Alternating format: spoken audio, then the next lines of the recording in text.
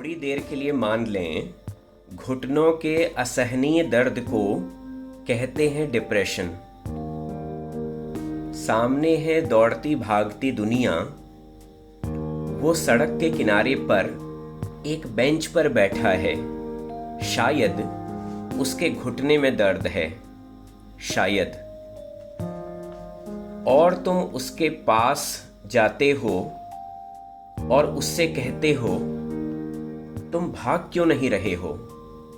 और वो कहता है, अभी मेरा भागने का मन नहीं है। तुम कहते हो, अरे क्या मुश्किल है भागना, देखो मैं भाग रहा हूं, सब भाग रहे हैं, और किस बात की कमी है तुम्हें? सब कुछ तो है तुम्हारे पास, फिर भी तुम क्यों नहीं भाग रहे हो? फिर तुम उसको उछल उछल कर भाग भाग कर दिखाते हो, देखो कितना आसान है उछलना, कूदना, भागना। फिर तुम्हारा मन रखने को वह भी तुम्हारे साथ उछलता है, कूदता है, भागता है, सहते हुए एक असहनीय पीड़ा, क्योंकि बार बार तुम उसे बताते हो, भागना जीवन जीना है, बैठना हार है, बैठना शर्म की चीज है, बैठना कमजोरी की पहचान है।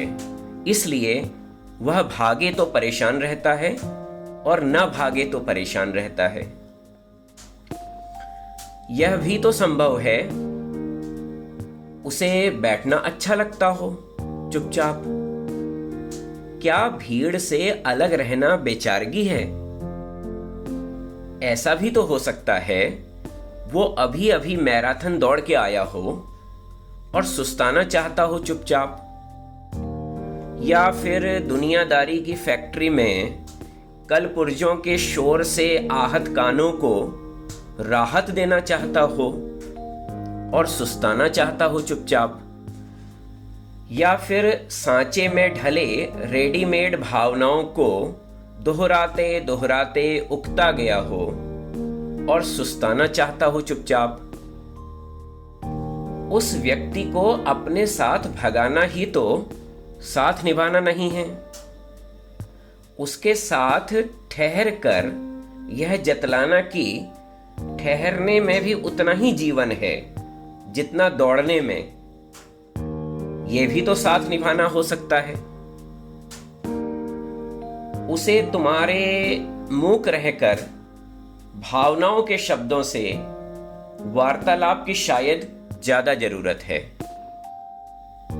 और बार बार उस पर खुश रहने के लिए अपने तरीके मत थोपो, क्योंकि तुम्हारी नीयत भले ही ठीक हो, पर तुम उसे उतना नहीं जानते जितना वो खुद को जानता है, और वो सर्वोत्तम प्रयास कर ही रहा होगा खुश रहने के लिए, घुटनों के दर्द से उबरने के लिए, डिप्रेशन से उबरने के लिए। बाकी डिप्रेशन से उबरने के लिए मनोचिकित्सक और मनोविज्ञानी हैं, इनसे मिलने में झिझक कैसी?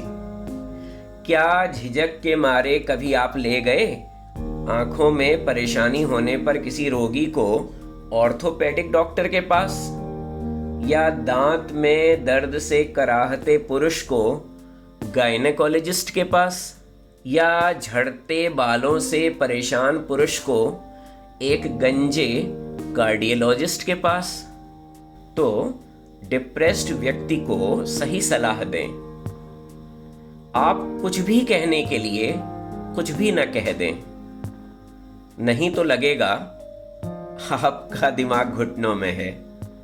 फिर आपके घुटनों में दर्द हुआ तो सब कंफ्यूज हो जाएंगे कि आपको हड्डी रोग विशेषज्ञ के पास ले जाएं या मनोचिकित्सक के पास।